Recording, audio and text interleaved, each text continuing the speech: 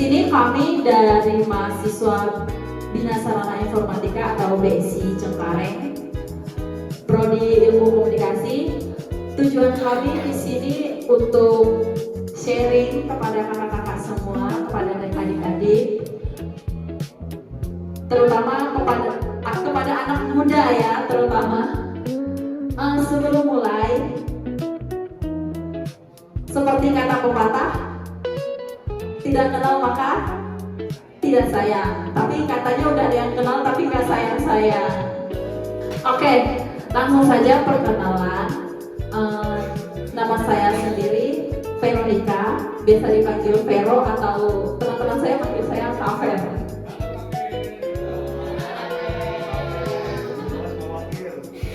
Perkenalkan, nama saya Revan, bisa dipanggil Revan.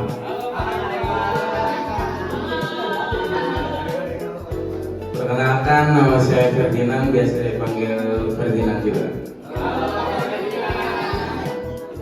Perkenalkan, nama saya Kenneth, bisa dipanggil Ken saja. Perkenalkan, nama saya Amelia, bisa dipanggil Amel. Perkenalkan, aku Aska, panggil aku Aska. Perkenalkan, aku mau di Eko Tari, bisa dipanggil Eka. Kenalin, aku Angel Fitran Myanmar, bisa dipanggil Angel. Halo, nama saya Baria, biasa dipanggil Baya. Perkenalkan, nama aku Hana, bisa dipanggil Hana.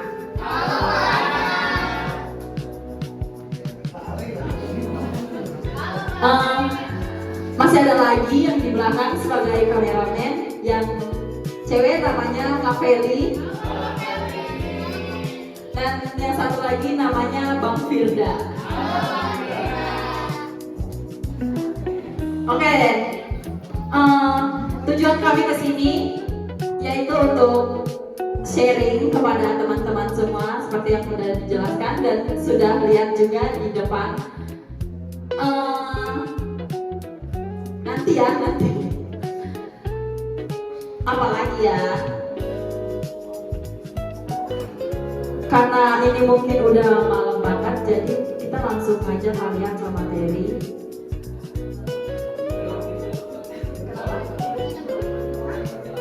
Oh ya, kepada kakak-kakak semua, teman-teman, abang-abang, mungkin di sini kita hanya ingin berbagi tentang media sosial, terutama sebenarnya kita nggak terlalu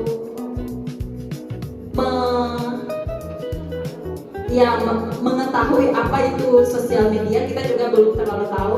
Jadi di sini kita berencana untuk sharing sama kakak-kakaknya, sama abang-abangnya.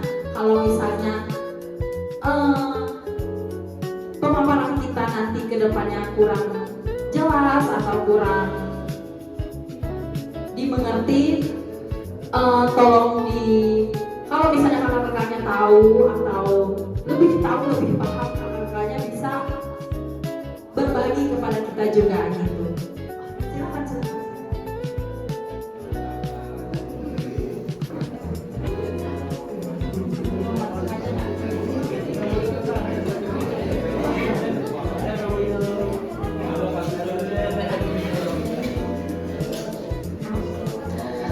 Baik, untuk mempersingkat waktu ya kakak-kakak, kita langsung aja kali mulai ke materi pemaparan kita. Materi yang akan kami sampaikan pada hari ini adalah tentang cerdas bermedia sosial, saring sebelum sharing dalam optimalisasi media sosial bagi para pemuda.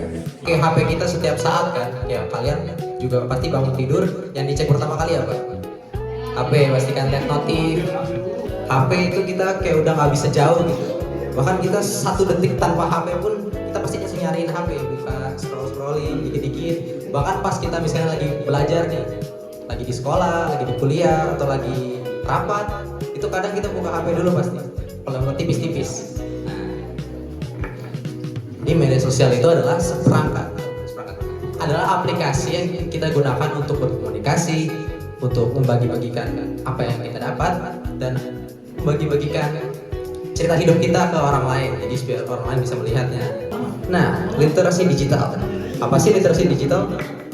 Literasi digital itu adalah cara kita untuk manfaatin TIK atau teknologi informasi dan komunikasi dengan cara yang benar dan sesuai dengan tujuan awalnya. Jadi kita sebagai pengguna media sosial yang baik dan benar, dengan cara literasi digital yang benar itu kita itu bisa menggunakan media sosial untuk menyampaikan informasi atau konten yang benar. Jadi kayak kita nggak ngebagiin hoax lah, misalnya kayak ada berita apa kita malah timpa teks. Nah, itu kan banyak lagi ramai di media sosial, misalnya kayak DJ Ohim. Nah itu kan hoaxnya parah banget teman-teman. Lalu ada etika bermedia sosial. Etika bermedia sosial itu ada 5, kami paparkan sini 5. Yang pertama sebagai alat komunikasi. Nah, kita menggunakan media sosial seperti WhatsApp, Instagram, TikTok itu buat kita ngobrol sama temen, pastikan. So, ngobrol sama gebetan bisa, ngobrol sama istri, jangan istri orang ya teman-teman. Nah, wis, siapa tuh? Jangan. Lalu yang kedua adalah sebagai sarana edukasi. Nah, kita tahu ya, kita setiap saat scroll gitu kita kadang ada informasi-informasi yang baru yang kita bisa temukan dalam media sosial. Jadi media sosial itu nggak sepenuhnya jahat, tapi kita bisa menggunakan dengan bijak. Lalu yang ketiga ada sebagai menghindari berita palsu atau hoax. Nah, tujuannya itu kita saat media sosial, saat kita scroll dan kita lihat ada media-media yang beritanya nyeleneh atau salah, kita bisa aja misalnya di Instagram, kita bisa pencet tidak tertarik ke postingan tersebut, atau kita bisa komen kalau ini salah nih berita ini, jangan pada percaya ya, atau kita jangan menyebarluaskan berita yang salah tersebut kepada grup WhatsApp keluarga.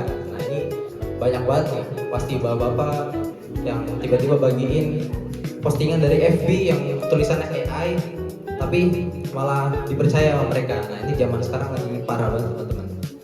Lalu ada sebagai sarana apresiasi terhadap karya orang lain. Nah, maksudnya adalah media sosial itu kita bisa gunakan saat ada melihat teman kita lagi ngeposting, wih habis naik gunung nih orang, kita like postingannya, wih keren.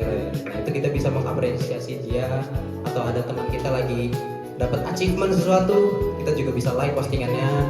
Atau ada orang membagikan karya mereka, kita juga jangan menjatuhkan orang itu meskipun karyanya mungkin masih jelek, tapi kalau dia sedang lagi proses, kita jangan menjatuhkan orang yang sedang berproses ya teman-teman. Lalu ada melindungi privasi. Nah, media sosial ini jangan kita gunakan sebagai cara kita untuk kayak melacak orang itu lagi di mana. Misalnya kayak dia lagi ngepost di sini. Nah, itu kita bisa gunakan berita itu dengan semena-mena kita. Nah, itu tidak boleh ya, teman-teman. Jadi saat kita bermedia sosial, kita haruslah menjaga privasi orang lain, baik itu data-data mereka, lokasi mereka, nama asli mereka, bahkan kalau mereka ingin menyembunyikannya di media sosial dan lain-lain. Tadi kan di etika bermedia sosial kan sempat nyinggung hoax ya. Teman-teman ada yang tahu nggak apa itu hoax? Baca. Oke. Jadi hoax itu adalah berita atau informasi palsu yang disebarkan dengan tujuan untuk memprovokasi dengan disebar oleh suatu oknum. Jadi dia tuh niatnya buat memprovokasi publik supaya emosinya itu membara kayak gitu. Ciri-ciri hoax itu apa? Dia nggak peduli sama sumber yang jelas. Jadi dia belum tahu nih sumbernya itu dari mana. Kan kalau sumber yang jelas kan kita tahu kan dari media-media yang udah biasa kita baca kayak Kompas atau detik.com, itu kan udah jelas kan. Cuma kalau hoax ini dia nggak jelas sumbernya itu dari mana. Terus judulnya sensasional atau berlebihan. Judul sama isinya itu nggak sinkron. Jadi supaya orang-orang bisa ngeklik beritanya dia tuh membuat judul yang berlebih-lebihan. Itu namanya clickbait. Jadi dia tuh berusaha apapun caranya supaya orang-orang ini banyak ngeklik beritanya dia dengan judul yang dilebih-lebihkan kayak gitu. Terus mengandung provokasi atau emosi yang kuat, yaitu isi beritanya itu hanya untuk membuat orang-orang yang membaca berita itu terprovokasi supaya bertentangan nih sama apa yang lagi terjadi kayak gitu. Sulit diverifikasi kebenarannya. kebalik yang tadi di poin pertama itu sumbernya nggak jelas, kebenarannya ini masih huru hara lah, belum yang fix banget. Oke, terus ada karena hoax itu terjadi, terdapat bahaya dari penyebaran hoax. Yang pastinya karena hoax ini banyak terjadi di masyarakat, menyesatkan masyarakat. Apa yang terjadi kalau misalkan hoax ini tersebar di masyarakat? Itu masyarakat bisa diadu domba, terutama bisa saling membenci ya. Kalau kayak gitu cekcok pastinya, terus memicu kepanikan dan konflik karena huru hara yang belum terjadi, yang belum fix, itu bisa mengakibatkan kepanikan karena nggak ada sumber yang jelas nih. Lalu ada merusak reputasi orang atau lembaga. Mungkin di berita itu tuh menyangkut suatu lembaga atau nama orang, sehingga nama orang tersebut bisa rusak karena hoax yang tersebar itu tersendiri. Lalu ada menghambat penegakan hukum dan kebijakan publik. Dan terakhir ada ancaman terhadap keamanan digital karena hoax ini benar-benar merajalela. Jadi ancaman untuk dunia digital itu semakin minim keamanannya. Gimana cara kita buat supaya menghindari hoax tersebut? Sebagai masyarakat kita tentunya harus berpikir kritis sama sesuatu berita yang kita terima, yaitu kita harus tahu nih sumbernya tuh dari mana, terus siapa penulisnya, lalu tujuan informasi yang disebar tuh tujuannya tuh apa. Gimana cara kita supaya meminimalisir hoax tersebut? Yaitu langkah awal pertama kita harus perhatikan judulnya. Setelah judulnya nih memprovokasi apa enggak? Setelah itu kita boleh baca seluruh isi beritanya. Nah, untuk membaca seluruh isi beritanya pun kita harus berhati-hati supaya gak gampang terprovokasi. Oke? Disarankan untuk membaca keseluruhan berita dan tidak hanya terpaku untuk judul. Tadi aku mention itu namanya clickbait. Karena clickbait itu biasanya dilebih-lebihkan, jadi nggak sesuai isi beritanya sama judulnya. Dan kadang pun sumber berita pun misalkan dia terpercaya, itu pun belum tentu real beritanya. Jadi emang bener-bener kita harus memanfaatkan media sosial kita punya buat mencari semua informasi dan kebenarannya. Kita cari TikTok, Google, Twitter, terus Instagram, semuanya kita bisa gunain buat memvalidasi apakah berita ini benar apa enggak. Jangan asal share. Tahu kan teman-teman yang template Instagram, apalagi yang kemarin demo ya, itu sangat disayangkan karena banyak yang terprovokasi ya terkait postingan template yang gampang di share tersebut. Sebaiknya kita harus cari tahu dulu kebenaran dari isi template tersebut, apakah emang benar ataukah emang hanya dari oknum yang mau memprovokasi publik kayak gitu. Selanjutnya ada optimalisasi penggunaan sosial media. Jadi media sosial itu bisa membantu menyebarkan informasi yang lebih luas. Selanjutnya bikin citra organisasi makin positif dan memudahkan interaksi dua arah.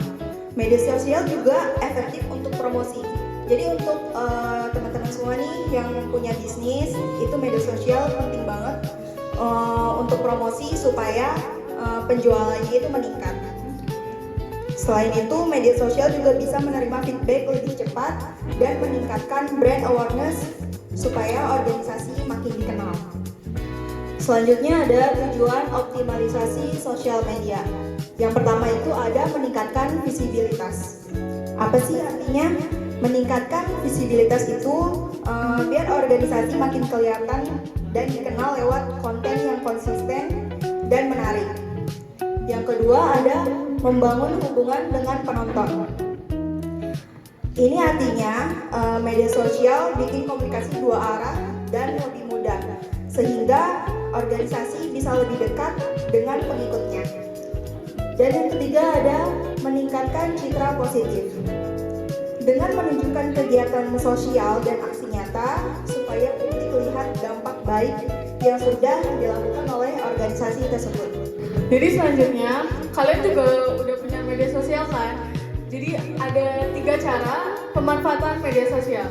Pertama, saran edukasi. Media sosial itu kini menjadi saran yang efektif untuk berbagi informasi dan edukasi. Melalui media platform, kita dapat membuat dan mengakses konten pembelajaran kapan saja. Jadi kayak kita di mana saja itu bisa mengakses berita-berita yang kita butuhkan ya. Selanjutnya, membangun personal branding. Media sosial memiliki peran yang sangat penting dalam membangun personal branding karena media sosial memberikan akses yang luas serta tempat untuk seseorang menampilkan identitasnya. Jadi kita bisa nampilin diri kita, membangun personal branding kita di media sosial kita masing-masing. Selanjutnya, sebagai alat untuk mempromosikan UMKM. Jadi kalau di sini ada yang jualan atau mau mulai bisnis dari awal, mungkin bisa promosiin lewat media sosial. Terus lebih kayak kita ngasih tahu kita punya barang-barang apa aja. Oke, jadi kesimpulan yang kita bisa tarik hari ini adalah media sosial itu sebenarnya nggak 100% buruk, 100% jahat. Itu tergantung kita cara pakai gimana. Media sosial itu banyak tadi ya, kita bisa tahu sebagai sarana komunikasi, mempermudah kita untuk komunikasi sama orang lain. Misalnya kayak kita lagi ngerantau nih, nah kita pengen komunikasi sama orang tua kita yang lagi di luar pulau, nah itu jadi gampang banget teman-teman. Lalu kita juga bisa sebagai sarana edukasi. Nah kita bisa belajar, mungkin saat kita di sekolah atau di kampus kita kayak nggak masuk pembelajarannya, tapi saat kita pakai sosmed lebih masuk, nah itu bisa banget juga. Lalu juga sebagai sarana berbelanja, tadi kita bisa pakai e-commerce, kayak aplikasi Shopee, Tokped, TikTok Shop, bahkan bisa semuanya dipermudah oleh zaman sekarang ini, oleh sosial media itu tersebut. Tapi ya itu tadi, di sosial media juga ada banyak hoax-hoax yang beredar. Nah itu tergantung cara kita cara untuk mensaring beritanya bijak atau tidak. Kita jangan gampang terbawa emosi dulu saat membaca berita yang tidak jelas, tapi kita harus kalem, relax, pahami, resapi, dan kita teliti lebih lagi. Oke, mungkin cukup sekian dari kami. Itu yang dinamain saring sebelum sharing ya teman-teman. Itu aja yang bisa kami paparkan materinya. Kurang lebihnya mohon maaf. Wabillahi taufiq wal hidayah. Wassalamualaikum warahmatullahi wabarakatuh. Makasih teman-teman yang udah hadir.